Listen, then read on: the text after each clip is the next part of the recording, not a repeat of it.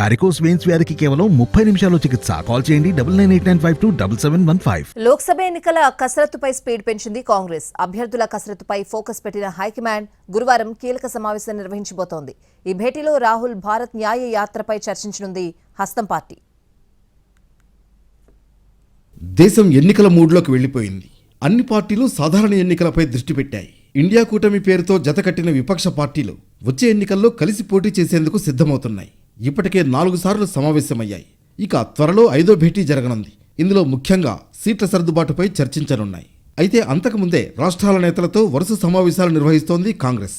ఖర్గే, రాహుల్ నేతృత్వంలో back to back meetings జరుగుతున్నాయి. ఇప్పటికే బీహార్, పంజాబ్, హిమాచల్, ఆంధ్రప్రదేశ్, జమ్మూ కాశ్మీర్ నేతలతో విడివిడిగా చర్చించారు.